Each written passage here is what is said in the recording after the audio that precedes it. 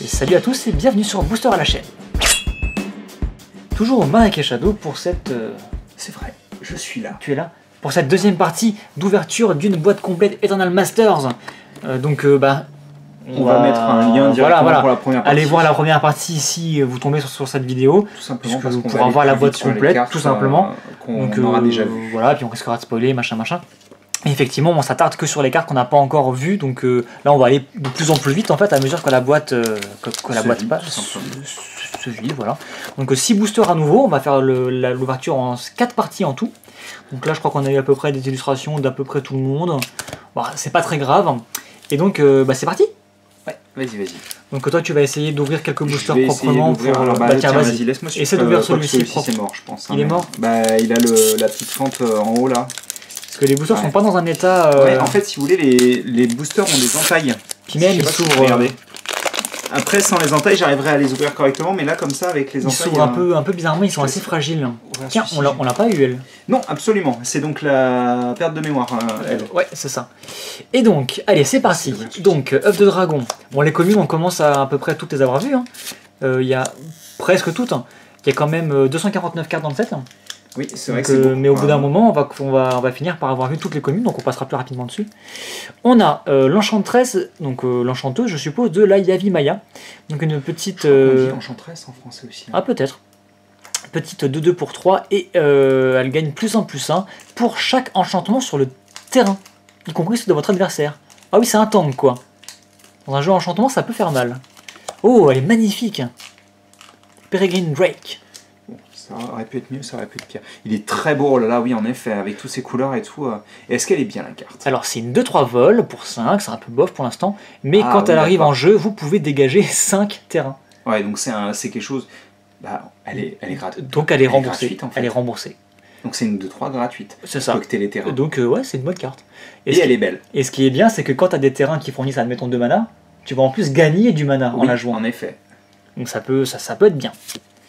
À nouveau, le Pégase qu'on avait déjà vu. J'aimerais bien la piocher en folle, cette petite... oui, c'est exactement ce que j'allais te dire, tu vois. Le singe super balèze qu'on avait déjà ouvert, donc très cool.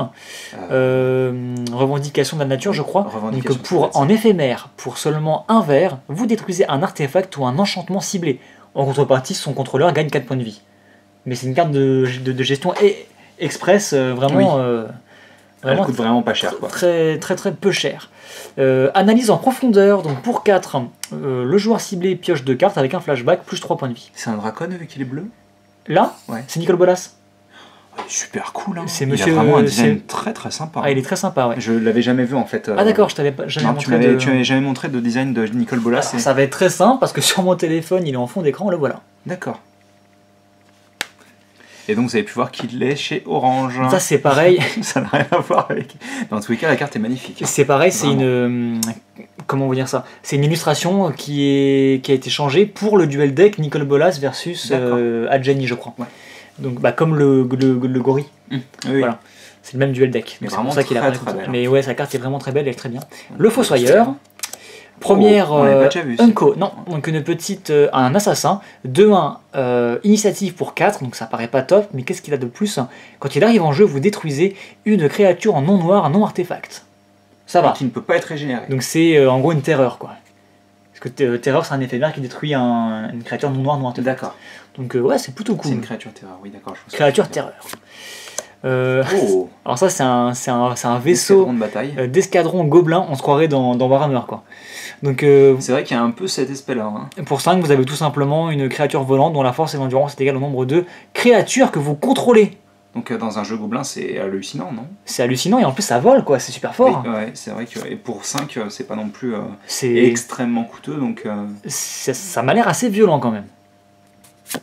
On aura Gaia's Blessing, donc la bénédiction de Gaïa, une carte qui était, je crois, à la base rare, qui a été rééditée en spirale temporelle, les cartes Time Shift, donc décalées dans le temps, avec le symbole violet, et qu'on retrouve ici. Donc en fait, ça a un effet anecdotique, hein. Le joueur ciblé va mélanger 3 cartes de son cimetière dans sa bibliothèque, donc ça on s'en fout. Vous piochez une carte, ça on s'en fout aussi. Ce qui est vraiment intéressant, c'est surtout ça. Quand elle est mise dans un cimetière depuis votre bibliothèque, vous remélangez votre cimetière et votre bibliothèque. D'accord. Ce qui fait que vous ne pouvez pas mourir à la meule. Ah, ok, c'est un jeu anti-meule. Enfin, c'est une carte anti-meule qui peut vous servir à vous si vous souhaitez.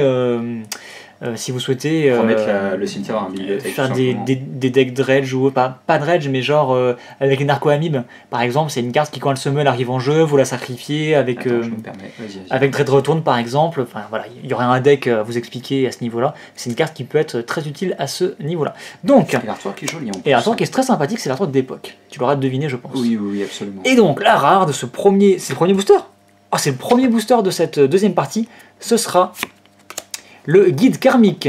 Donc c'est une bonne petite rare. Donc pour 5, vous avez une 2-2 vol, protection contre le noir avec l'écho qui coûte 5. Donc vous devez repayer 5 lors de votre prochain tour, autrement elle meurt.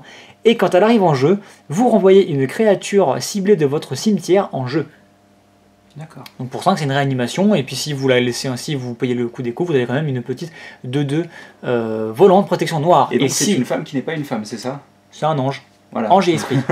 Et ce qui est cool, c'est que si tu la blinks, tu réanimes à la chaîne comme ça. Oui, d'accord. Voilà. Encore une fois, une carte blanche. Oui, t'as pas besoin de payer son écho vu que tu la blinks. Si tu la laisses sur le terrain. Alors, le problème, c'est si tu la blinks, il faut. Faut payer à chaque fois, bien sûr. Il faut repayer l'écho, autrement elle meurt, quoi. Ça dépend si tu la blinks sur un seul tour ou plusieurs. Oui, mais admettons, elle est là, tu viens de la jouer. Oui. Tu la blinks, oui. Ok. Bon, pour tour d'après, il faut payer l'écho. Autrement, elle part. Ça dépend si tu la remets dans ta main ou si tu la laisses sur le terrain à la fin du tour. Oui, enfin, quel est l'intérêt d'un mettre dans son. Enfin, oui, bref. Pour la rejouer ensuite. Après, si t'en as plusieurs, tu peux les faire se réanimer entre eux aussi. Hein. Donc ça peut faire un truc. Mais alors, par contre, si tu la réanimes, est-ce que l'écho est utile ou c'est l'écho n'est utile que quand tu la joues de ta main? Non, l'écho il s'active si elle est arrivée en jeu lors de votre tour précédent en fait. Ah, donc l'écho la blink, voilà, t'es obligé l'écho, même si elle revient du cimetière, t'es obligé de l'utiliser. T'es obligé. C'est vachement embêtant quand même. Hein. C'est un peu embêtant. Et la foil, on aura une petite Unco et ce sera déjà vu en classique. Tooth and Claw. Donc comme je traduisais, c'était je disais croc et griffe. Croc et griffe, c'est ça. Et un petit soldat. Donc c'est parti, deuxième booster. Tu l'as ouvert bien celui-là? Alors celui-ci, je l'ai ouvert nickel. Enfin nickel. Bah, attends, je vais d'abord faire celui-ci. Allez, c'est n'importe quoi ces emballages. Ouais, allez, c'est parti. Les emballages sont... Oh, regarde, on a Jace. Oh, coucou Jace. Le fameux Jace. Bon, ça se trouve, il sera dans ce booster. Hein. Le pangolin, ce serait bien. Un Avarax. On avait déjà ouvert ça, lui aussi au booster précédent. Oh. Ça, c'est un céphalide. Donc, c'est des sortes de poulpes. Donc, une 2-3 pour 4. Et quand vous avez le seuil, et qu'il arrive en jeu, vous piochez 3 cartes. Et vous vous défaussez de 2 cartes. L'endroit où il est, ça a l'air assez cosy, hein, franchement. Tout sympa, ouais. Encore une fois, le Fossoyeur qu'on n'arrête pas d'ouvrir. Lui aussi, on le pioche souvent. Celui-là aussi, ouais. Quand tu traduirais ça, toi? Piétinement sismique Peut-être. Guide d'éléphant qu'on n'avait pas vu jusqu'à présent. Non, en effet. Magnifique. Donc vous enchantez une créature, celle-ci va gagner +3/+3, et quand la créature enchantée meurt, vous avez un jeton 3/3 éléphant qui arrive en jeu. C'est marrant, moi je lui aurais donné le piétinement, perso. À la +3/+3, vu que c'est un éléphant. Ça aurait tout à fait pu, en effet. Dream Twist qu'on avait déjà ouvert, le petit ondin aussi, Spirit Nob qu'on n'avait pas ouvert, je crois. Non. Donc on a une petite fée. Donc fée ou peuple fée plutôt, pour 3 vous avez une 2-2 vol, les autres créatures qui ont le vol gagnent +0/+1, donc dans un jeu vol c'est plutôt cool, et vous l'engagez, et toutes les autres créatures qui volent, vous gagnez +1/+0 jusqu'à la fin du tour. Le complémentaire. Ça peut être assez violent quand même. Oui, bien sûr. Dans un jeu vol, ça peut être violent. Jeu vol, exactement. Ça peut être très violent même. Le Trigon qu'on avait déjà ouvert dans une ouverture précédente. Et la rare, on aura le droit à une mythique. La crypte de mana qui doit être sûrement vu son... Ah oui, d'accord, je comprends, en effet. On en avait discuté ensemble ou pas, de cette carte? Ça m'étonnerait. Mais pour te faire simple, c'est la carte la plus chère du set. Bon bah, derrière, elle est en foil alors. Je suis en train de tout casser. Non, on a un petit terrain foil que tu vas t'empresser de conserver. Ah oui, je les range. Mana Crypt, c'est une carte que dont je ne me servirai pas parce que moi, encore une fois, j'ouvre ces boosters pour le DH. Oui. Et elle est bannie bien sûr en EDH. Enfin, en tout cas en Duel Commander. Mais oui, c'est... On pouvait pas ouvrir. Donc en gros, elle peut potentiellement te faire du dégât, 3 points de dégâts. Par contre, elle t'ajoute 2 mana incolores elle coûte 0. Elle t'ajoute 2 mana incolores. C'est quand tu l'engages, donc c'est un terrain double incolore. Quoi. Par contre, en fait... effectivement, au début de ton tour, tu as une chance sur 2 de perdre 3 blessures. Oui, d'accord, au début de chaque tour en plus. Au début de chaque tour. Je pensais que c'était que quand tu la jouais, mais non, absolument pas. C'est peut-être un peu violent quand même. Hein. C'est un peu violent, mais ça te permet d'aller super vite au début, quoi. et de jouer des jeux sans terrain en ayant 2 mana, quoi, tu vois. Ah, je me disais, oui, excuse-moi, je t'ai pas passé le jeton. Oh, je t'ai passé le jeton. Donc, bah écoutez, voilà. J'espère que la vidéo vous a plu. On va s'arrêter. Non, c'est pas vrai. Quoi donc, une mana crypt, bah, écoute, c'est plutôt cool pour cette. Je vais essayer d'ouvrir celui-ci. Vas-y. Donc, pour cette première mythique de boîte, je pense que c'est oui, c'est vrai que c'est notre première mythique. C'est pas la mythique la plus dégueu qu'on pourrait ouvrir. Bon, encore une fois, je peux pas être déçu, forcément. Mais même si moi, elle me servira pas. Mais après, c'est toujours une très bonne monnaie d'échange dans le pire des cas. C'est une très bonne monnaie d'échange, absolument. Donc ça c'est bon, tu peux passer. Je pense que sur les communes on commence à être bien là. On l'a déjà vu. Ouais, lui aussi. Ça c'est très bien, encore une fois. Belle. Ah ça non. Non. Pour 3 éphémères, vous mettez une créature mûre 5-5 avec le défenseur sur le terrain et vous le sacrifiez à la prochaine étape de fin. Tu vas mettre un bloqueur 5-5 qui va. Ah oui d'accord, 5-5 pour 3 qui va juste bloquer à votre adversaire et qu'après elle va disparaître. Plutôt sympa. Donc ça qu'on avait déjà ouvert, la petite carte de gestion, abomination aussi, le moine aussi. En effet. On n'avait pas vu celle-ci. La charge éphémère, la créature ciblée va gagner +3/+0 jusqu'à la fin du tour et la célérité. Et ça a le flashback. Ouais. Plutôt sympa. Donc, analyse en profondeur. Nicole Bolas. Il n'est pas dans le set, hein, on est d'accord. Non, il n'est pas dedans. Keldon Champion. Donc, on l'avait déjà vu ou pas je crois pas. 3 de célérité, écho, quand on arrive en jeu, il colle 3 blessures. Ok, j'ai moyennement la main qu'ils lui ont fait par contre, l'espèce de prothèse là. Bah, c'est un forgeron, je pense, donc ça doit être une main qui lui permet de forger, je suppose. Le Ondon noir. Alors, celui-ci fait quoi? Donc, votre adversaire se dépose d'une carte. D'accord. Pour chaque carte Pour chaque Ondon que tu as sur la table, effectivement. Donc on en est à la première, deuxième, donc troisième, ce sera celle-ci qu'on a déjà vue, et la rare, ce sera Gamble, qu'on avait déjà vu aussi, on l'avait vu ouvert dans quoi? En foil. Ah, on l'a ouvert dans la en première foil, partie de cette boîte. D'accord. Donc on voici un deuxième exemplaire. Et donc on aura un petit gobelin. Ah oui, c'est vrai que j'avais oublié la foil. Donc ça on l'a pas vu. Hein. Non, on l'a pas vu je crois. Et tu le connais ce personnage-là? On l'avait pas ouvert? Non, je crois pas. Et la foil, qu'est-ce que on aura? Une petite commune. Oh, le Phyrexian qu'on a déjà vu. Un petit Phyrexian, en effet. Oh, elle rend vachement bien. Hein. Elle rend pas mal, oui. Alors je te mets celle-là et celle-là. Je vais juste reprendre la mana crypt, je vais regarder quand même. Si elle est propre. Ouais. Écoutez, je pense qu'elle n'a pas la moindre imperfection. Ce qui est plutôt bien. Elle est juste nickel. Ah. Non, même pas, c'était juste propre, une petite saleté. Donc elle va finir dans un sleeve et un top loader et elle va partir en échange ou en vente dès la fin de la vidéo. Donc si vous la voulez, n'hésitez pas à si jamais elle vous intéresse, proposez-nous un tarif. Moi, ce que je considère, c'est qu'il vaut mieux pas faire ça dans les commentaires, mais directement par message privé. Oui, tout simplement. Parce ou même en fait, on va mettre une adresse mail dans la. Ah, tu veux mettre. Je pense qu'on va commencer à faire ça, c'est-à-dire mettre une adresse mail dans la description de la vidéo. Et ce sera notre adresse de contact en fait, tout simplement. Et c'est vrai que ça pourrait être utile aussi pour vos recommandations, si vous avez des questions, des échanges à faire, ce sera notre petite adresse de contact.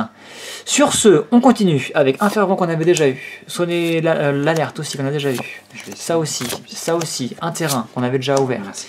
D'ailleurs, on en est à combien sur les terrains? Je te dirai ça juste après, il y en a 10. Un deuxième. Crocodile Empereur, donc la fameuse carte qui est rétrogradée de rare à commune.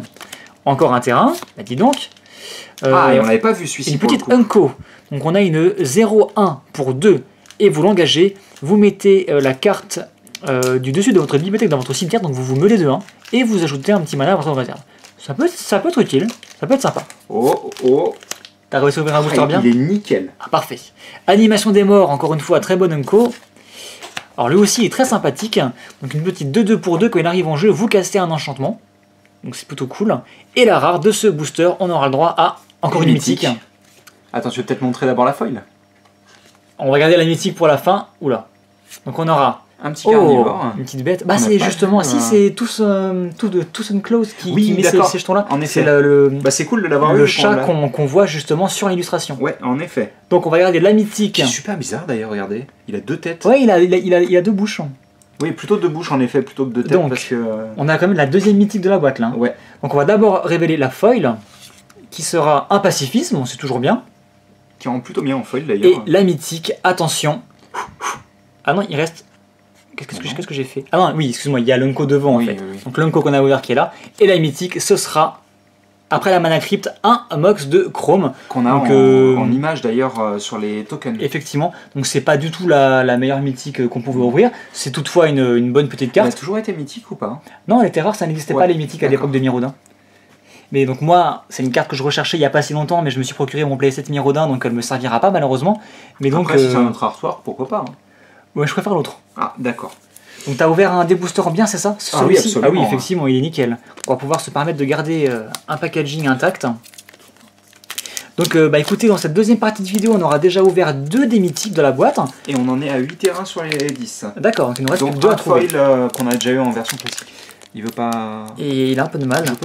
Pendant que je suis... Voilà, très bien.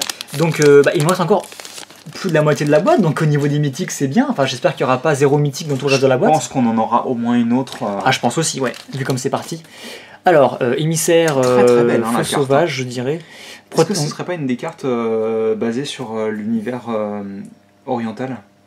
De Kaladesh? Non, c'est une carte beaucoup plus ancienne. D'accord, parce que ça a vraiment cet aspect-là. C'est une carte beaucoup plus ancienne. Donc vous avez, c'est Eternal Master, c'est que des rééditions en général, et des cartes très anciennes. Donc 2 cartes protection contre le blanc et vous pouvez la booster.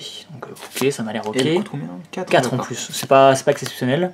Ça qu'on avait déjà vu aussi, ça aussi. Bon, les communes maintenant on commence à les voir et les revoir. Alors, ça je crois qu'on l'avait déjà, ouais.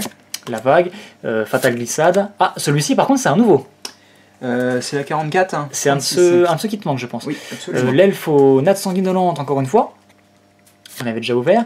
Le Millikin qu'on a ouvert juste avant. Days, ça c'est bien. Très bon Enco. Oui, et que tu voulais piocher d'ailleurs en... Ah bah si on a le pioche en foil, moi je suis content. Donc je suis content d'en piocher parce que j'en avais très peu, j'en avais qu'une seule je crois, donc c'est plutôt cool. Et en plus ça coûte un peu un bras pour ce que c'est, j'entends. Par contre il y en a plus de 10, hein. Clairement des terrains. Bah non, il y a que 10 combinaisons. Il y a 10 combinaisons, t'es sûr? Bah oui. Ah oui, il y a 10 guildes à Ravnica, il y a 10 combinaisons, c'est sûr et certain. Dans ces cas-là, ils sont pas classés à la fin. Ah, pas nécessairement. Parce que il peut y avoir des cartes intermédiaires, c'est tout à fait possible. Oui, la numérotation ne suit pas l'ordre logique des cartes. Il y a d'autres terrains qui seront intercalés entre eux. Ah. Notamment les terrains rares comme celui qu'on a déjà ouvert. Mais je suis déçu alors. Donc Days, et donc la rare ce sera encore une mythique. T'es sérieux? Attends, retournez, dans ces cas-là, on la découvrira après, c'est pas intéressant de la montrer tout de suite. T'es sérieux mec? C'est vrai que c'est pas trop à la suite, d'ailleurs. Bah je crois. Il me semble qu'on les a fait à la suite. Donc là c'est la foil. Ce sera Undying Rage, c'est toujours une très bonne petite commune, donc ça c'est très bien. C'est pas la meilleure. Mais L'Unco, c'était Days que je vais mettre avec les rares parce que c'est cool. 3 mythiques quoi. Allez, c'est Jace. Ce sera le Maelstrom Wanderer. Non, moi je suis très content parce qu'il est juste magnifique et je l'avais pas. Beau, hein. Et je me ferai certainement un EDH avec pour le fun. C'est pas la meilleure mythique du set. Elle doit être dure à jouer par contre. Hein. Bah dans un EDH, après t'as tous les terrains qui vont bien quoi. Cascade. Ben c'est ça en fait. Tu la joues pour 8, donc tu vas pouvoir jouer n'importe quoi qui va venir après. Elle coûte 8. En plus, elle donne la célérité à tout ce qui va arriver grâce à la cascade. Donc, attends, elle a 2 fois cascade. Ouais. Donc tu vas pouvoir jouer 2 fois une carte. Oui, c'est ça. Et donc, si les 2 ont la cascade, tu rejoues. Non, mais c'est un truc de fou. Hein. C'est ultra violent. Ah oui, en effet. Non, je suis content de l'avoir pioché. C'est pas la meilleure, mais en tous les cas. Mais je suis content de l'avoir. Par contre, dans les ouvertures futures, j'aimerais bien ne pas en avoir d'autres. Hein, parce que. Il y en a combien des mythiques dans le set environ? Il y en a 2 par couleur, plus... non, il y en a 2 par couleur, donc au moins 10. Des multicolores, il y en a au moins 2. Donc ça fait déjà 12. Et des artefacts, il y en a au moins 2. Et il y a un terrain. Donc ça fait... Non. Si, il y a un terrain, mais elle est considérée comme une blanche, c'est Caracas. Donc il y en a au moins une quinzaine, je dirais. Oui, il y en a une quinzaine, d'accord. Donc c'est relativement peu probable que je t'amuse à piocher toujours les mêmes. Après, voilà, j'ai dit ça, donc forcément ça veut dire forcément ça va arriver. Exactement. Ça fait toujours plaisir de revoir ce petit bouffard de Sharon, c'est une très bonne petite carte. Donc c'est parti, on a quand même ouvert 3 boosters, 3 mythiques dans cette partie quoi. Ah ça on l'avait pas ouverte, petite carte qui vous permet de vous meuler. Tragic Sleep, hop. Glissade tragique quoi, le mec il tombe dans sa tombe. Oui mais c'est la fameuse Fatal Glissade qui te met -13/-13 si t'as pas de chance quoi. Oh là là la violence quoi. Le mec il tombe, oui c'est ça, tu tombes dans ta tombe. C'est ça. Oh, ça c'est une très bonne Unco. Qui d'ailleurs est sorti dans Magic Origins, elle a encore T2. D'accord. C'est. Franchement, il suffit de la lire quoi. Pour 3, vous avez une 3-2. Quand elle arrive en jeu, le joueur ciblé perd autant de vie que le nombre d'elfes que vous contrôlez. Ouais, si c'est un jeu elfe, c'est méga violent. C'est méga violent. Le on donne blanc. Qu'on avait déjà vu. Une très bonne petite carte. On n'avait pas vu, mais on avait déjà vu la version originale. Qui est aussi en Magic Origins, je crois. Ça, hein. Vous avez une 2-3 flash vol qui donne +1/+1 à toutes vos autres créatures volantes. Qui joue pour 4 seulement. C'est assez violent. Et donc, la rare, tu vois, ça va être une mythique. Ça va être une mythique. Non, c'est une rare. On aura le droit à Brago, oh, il est le roi éternel. Mais oui, c'est le fameux roi qu'on avait vu en dans conspiration le set avec Jace. Absolument. Jace, avec Dak. Effectivement. Donc bah, moi je l'avais déjà eu en conspiration, donc je n'avais aucun intérêt de la repiocher. Surtout qu'en plus de base elle te savait pas, non? Si, je vais sûrement me faire un EDH, mais il m'en faut qu'un seul. Donc la deuxième ne servira pas. Donc un bon petit bonhomme d'origine, en fait, c'est le même artwork. En fait il te blink. À chaque fois qu'il arrive à frapper votre adversaire, tu te blinks d'autant de permanents que tu contrôles. Ah, c'est pratique ça. Donc dans un jeu bah, justement blanc-bleu quoi. Donc, ah oui, c'est un EDH blink quoi.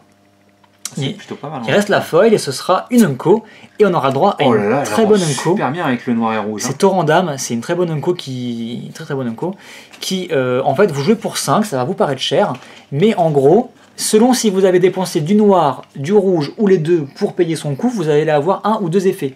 Donc si vous avez dépensé du noir, vous allez pouvoir mettre une carte de créature de ton cimetière en jeu, et si en plus tu as payé rouge, alors une créature que tu contrôles va gagner plus de plus 0, c'est célébrité jusqu'à la fin du tour. Donc en gros pour 5, tu vas réanimer une créature, elle va gagner plus de plus 0, c'est célébrité. C'est pratique. Hein. Ça peut être violent. Après il faut que tu joues à un jeu rouge-noir. Moi je le jouais dans un jeu avec elle la main. C'est un dragon ça? Excuse-moi, les créatures que le joueur ciblé contrôle. Ça me semblait bizarre aussi que ce soit qu'une seule. En fait, Ellam, c'est un dragon que tu ressuscites et en arrivant en jeu, il permet de ressusciter un dragon de ton cimetière. D'accord. En gros, je ressuscite Ellam, il arrive en jeu, ça me ressuscite un autre dragon vachement violent. Comme j'ai un dragon qui arrive en jeu, ça me réanime une autre créature, justement le serviteur d'Ellam, qui est un zombie, mais qui revient du cimetière si tu joues un dragon. D'accord. Du coup, j'avais 3 créatures grâce à celle-là, en réanimation, toutes plus de plus 0 célébrité, t'attaques avec tout, et ça fait du steak caché. Donc une carte que je m'étais bien amusé à jouer à l'époque. C'était caché. Bah écoutez, c'est tout pour cette deuxième partie qui était forte en émotion. On a ouvert des rares corrects, mais surtout on a ouvert une mana crypt, 3 mythiques dont une mana crypt. Mais une mana crypt quoi. Le truc de dingue. Tu l'estimes à combien la mana crypt à peu près? Niveau tarif? Je sais pas, dans la nouvelle elle était dans les 120-130, un truc comme ça. Quoi. Enfin c'était une grosse carte je crois. Je me trompe peut-être, de toute façon, aucune carte Pokémon quasiment n'atteint ce tarif-là. Hein. Mais le tarif varie de toute façon en fonction de sa jouabilité déjà. Sa jouabilité, tout ça. Mais en tout cas, moi je ne la jouerai pas encore une fois, donc elle sera encore une fois échangée, vendue. Enfin, en tout cas, si vous souhaitez me contacter pour vous la procurer, on pourra s'arranger. Il y a des cartes que je recherche, donc on pourra même faire des échanges éventuellement. Ouais. Voilà, donc c'est à peu près tout pour cette partie. Ne partez pas, il y a une troisième et une quatrième partie. Là, on a fait que la moitié de la boîte, rendez-vous compte. Et dans les prochains boosters, on va encore piocher 5 mythiques. Donc mana crypt foil. Bah tu me diras, on peut de base, hein, c'est possible. Et donc on vous dit à tout de suite pour la suite. Le lien de la vidéo suivante sera juste après dans l'outro. À tout de suite.